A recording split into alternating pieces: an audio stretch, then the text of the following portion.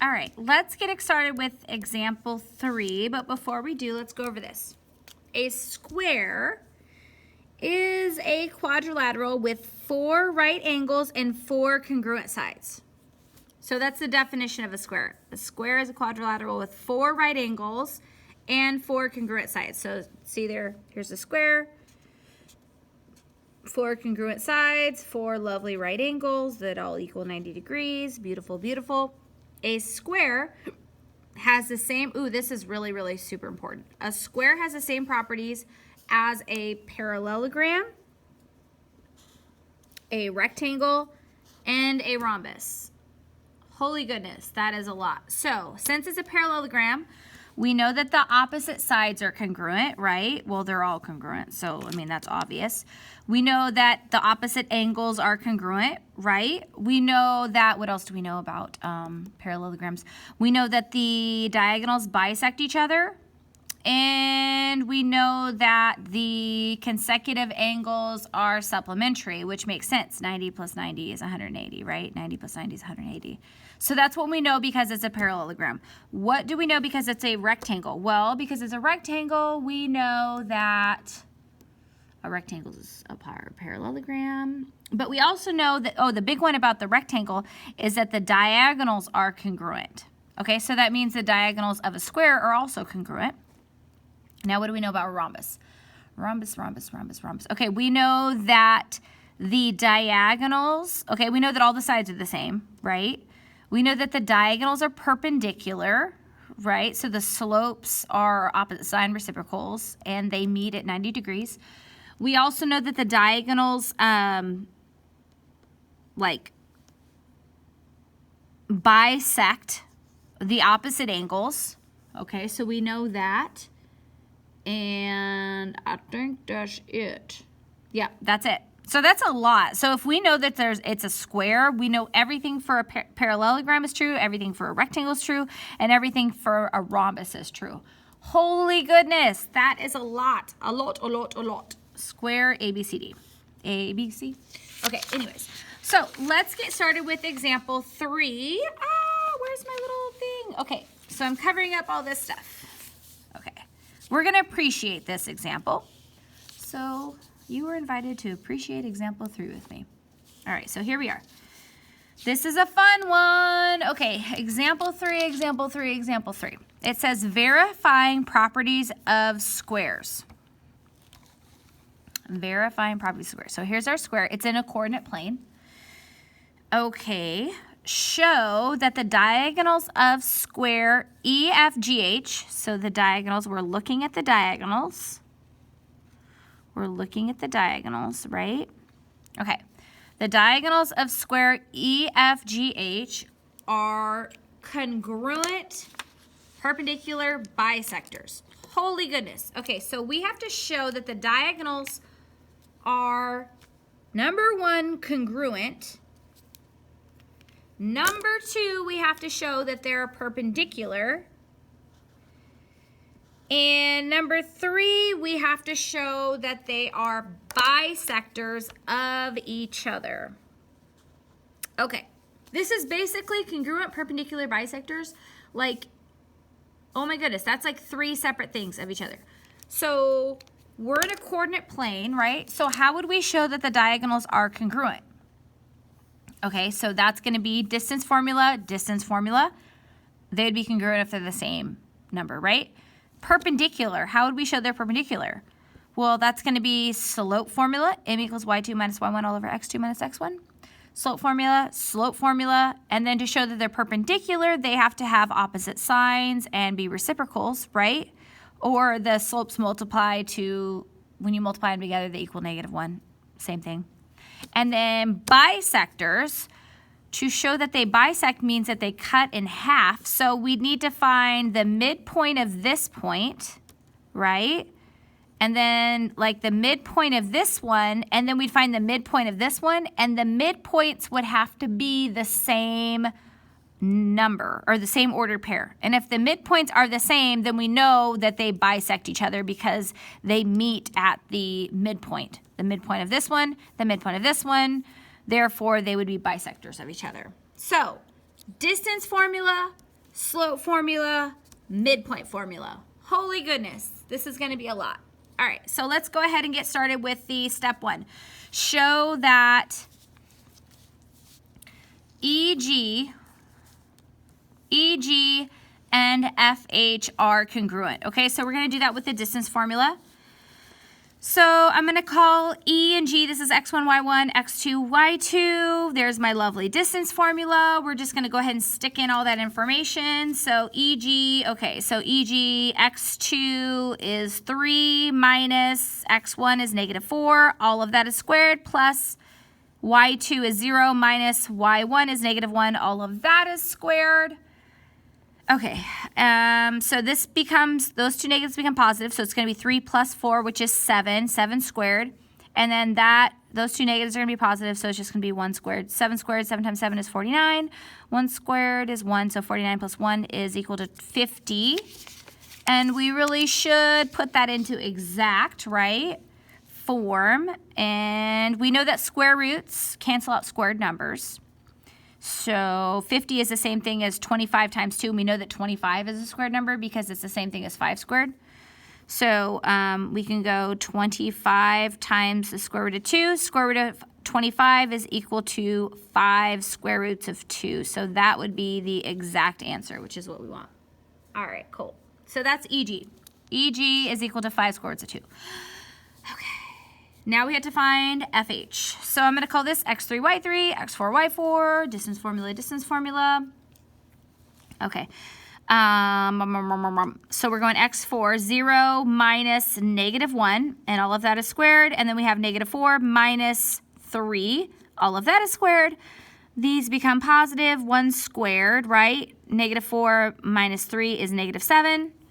So 1 squared is 1 plus 7, -7 times -7 is going to be a positive, 49.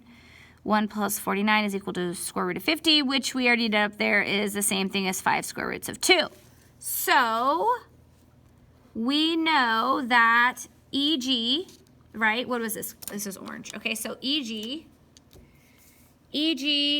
is 5 square roots of 2. FH is 5 square roots of 2. We're trying to show that they're congruent. Since EG is equal to FH, then we know that line segment EG is congruent to FH. Okay? So that is how we show the first part, step 1.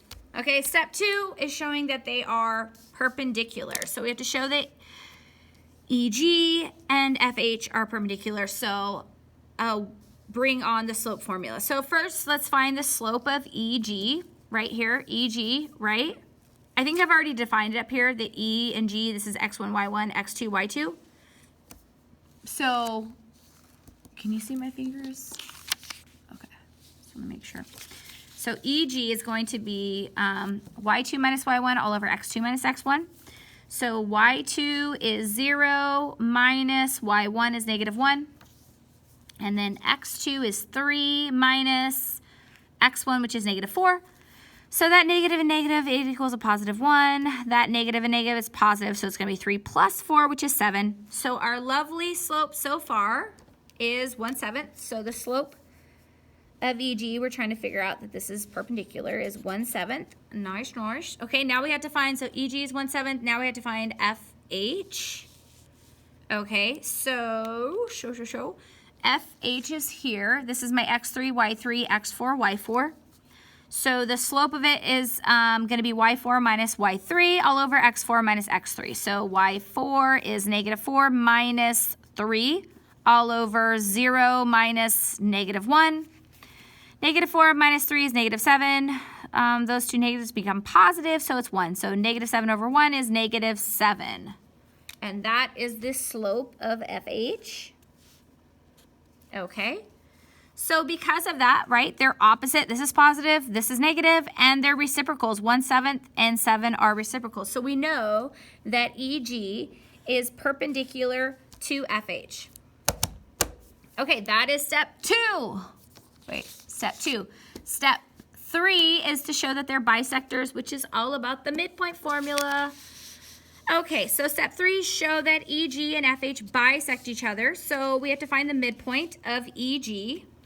And the midpoint formula, if you remember, is x1 plus x2 all over 2, comma, y1 plus y2 all over 2, okay? So where's EG? Is it up here? Can you see my finger? Right there. Okay, I think I'm gonna go like this. Can you see that?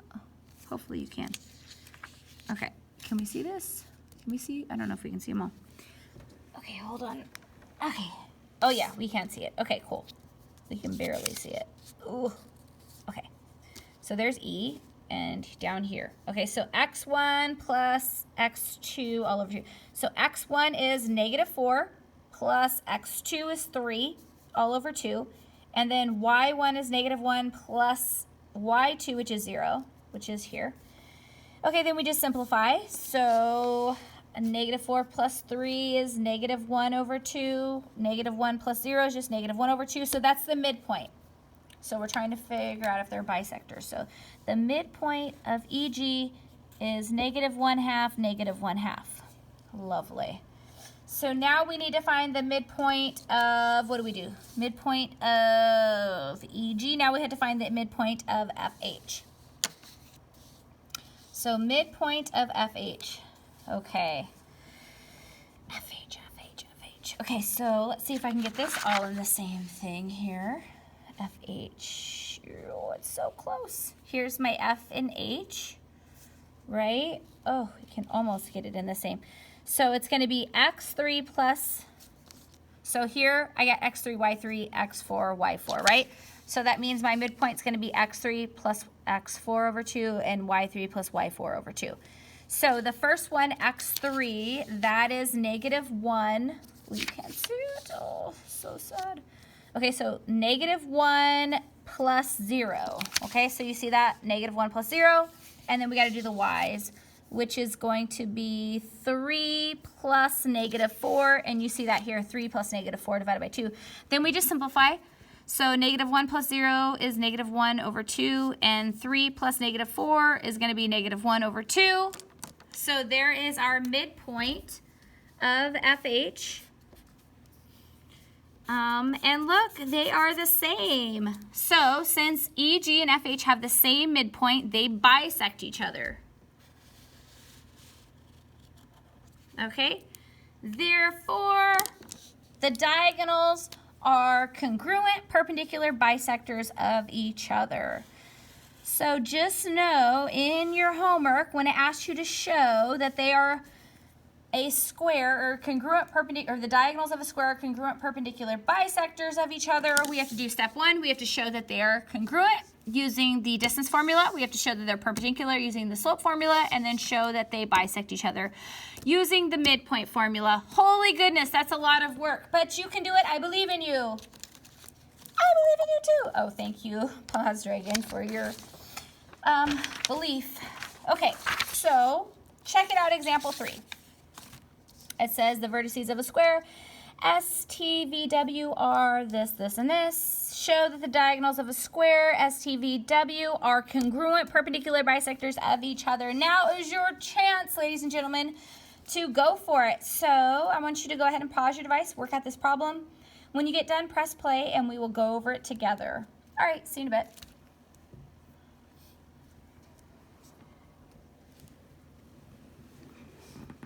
Okay, let's see how you did. I just want to kind of draw a brief figure and just to see my square. Okay, so S is -5, -4. 1, 2, 3, 4, 5. 1, 2, 3, 4. So that's S. T is 0, 2. 1, 2. That's going to be T. V is 6, -3, 1, 2, 3, 4, 5, 6. 1, 2, 3.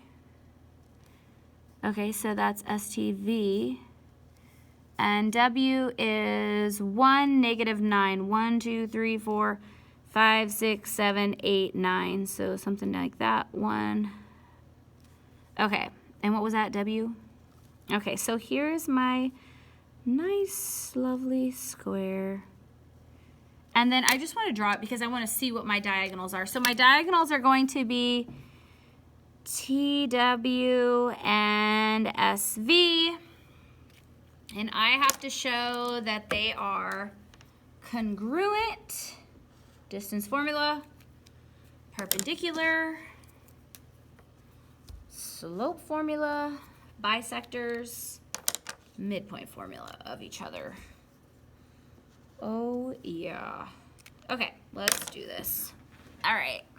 So to get it started, I am just going to label all of these lovely vertices. Okay, distance formula, right? I think I'm gonna go and just say SV. This is gonna be, I'm gonna call it, well, I'll just do this. X1, Y1, X2, Y2, X3, Y3, and X4, Y4. Okay. So the first thing we're gonna do is find the distance, right? So I'm gonna find the distance of SV. So SV is gonna equal the square root of SV. So X3 minus X1 squared plus Y3 minus Y1 squared. Substitute in, and what do we get? X3 is X3, 6. Minus X1 is negative 5.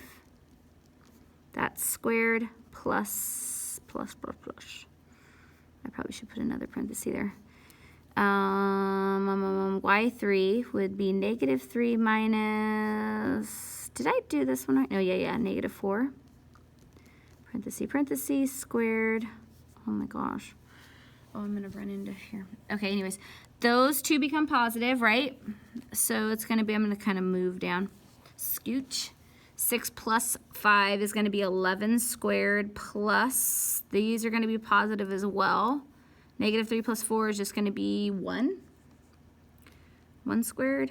So what is that? 11 times 11 is 121 plus 1 times 1 is 1 equals square root of 122. Yeah. Okay, that's what SV is. Nice. Okay, so that's the first diagonal. Now we got to figure out TV. Okay, so TV is going to be, what is TV going to be? It's going to be the square root of TV. Ooh, okay, so it's going to be X4 minus X2. X4 minus X2 squared plus Y4 minus Y2 squared. Okay. All right, now we gotta stick everything in. Okay, so X4, what is X4? X4 is 1 minus Y2 is 0. I mean, X2 is 0, my bad. Plus Y4 is negative 9 minus 2. Okay, squared equals square root of this. 1 minus 0 is just 1 squared plus negative 9 minus 2 is going to be negative 11 squared equals 1 squared is 1 plus negative 11 times negative 11, and negative times a negative is a positive. 11 times 11 is 121, and there we have it, 122. Okay, so since SV is equal to T, oh, did I say TV? This is supposed to be TW. TW, why did I do that? Well, oh my gosh, I hope I didn't confuse anybody. TW, that diagonal, right? SV is equal to TW. That means that SV is, this line segment is congruent to TW. So we have our first piece, woohoo! We know that they are congruent. Okay, the next piece is showing that they are perpendicular, which is going to be the slope formula. Okay, so first let's go ahead and find the slope of SV. Slope of SV is equal to, what's SV? SV, so it's going to be Y3 minus Y1 all over X3 minus X1. Okay, so Y3 is negative 3 minus Y1 is negative 4 all over X3 is 6 minus X1 is negative 5. Okay, These two negatives are going to be positive, and we got negative 3 plus 4, which is 1, and these are positive over 11. Okay, so that is our first slope. Our slope of SV is 1/11. All right, so now we have to find TW, Joy, TW. Okay, so slope of TW. Slope of TW. TW, Y4 and Y2. So it's going to be Y4 minus Y2 all over X4 minus X2. And we substitute everything in. Can you see this? Oh yeah, we can. Okay, and we can see this, right? Okay, perfect. All right. Can we see my finger? Okay. So Y4 is equal to negative 9 minus Y2 is 2 all over X4 is 1 minus X2, 0. What do we have? Negative 9 minus 2 is negative 11 over 1 minus 0 is just 1, which is just equal to negative 11. So that is the slope. Slope of TW is negative 11. And so are these perpendicular? Are they opposite? This is positive, this is negative. Okay. Are they reciprocals? 1 over 11, 11 over 1. They are opposite sign reciprocals. So we know that SV, line segment SV, is perpendicular to line segment TW. Okay, that is the second thing. Perfect, perfect. The third step is to show that they bisect each other. So we're going to need that. What are we going to need? We're going to need that midpoint formula. Okay. Okay, let's do it. Let's go for the midpoint of, let's start with SV. Midpoint of SV. And what is SV? S is x1 and x3. Okay, so it's going to equal x1 plus x3 over 2 and y1 plus y3 over 2. Okay, now we just need to substitute those values in.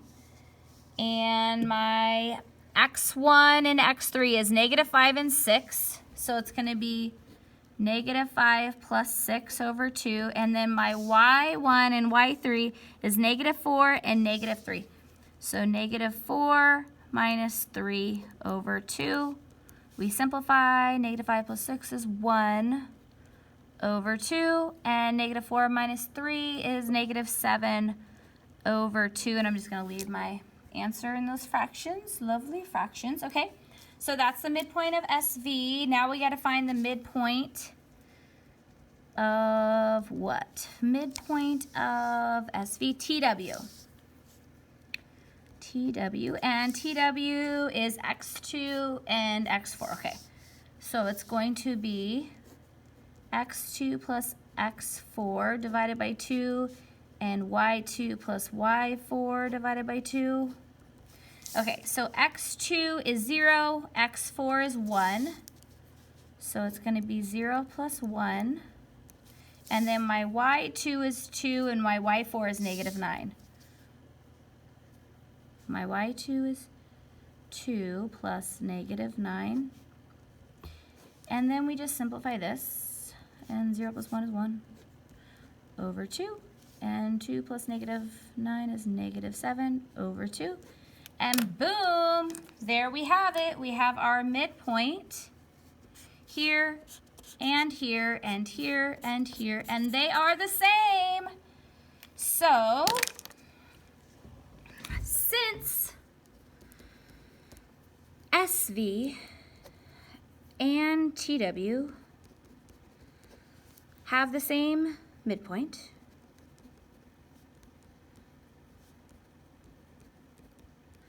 they bisect each other. Okay, that is great. So since SV, okay, so that's the third part. They bisect each other. Good, good, good.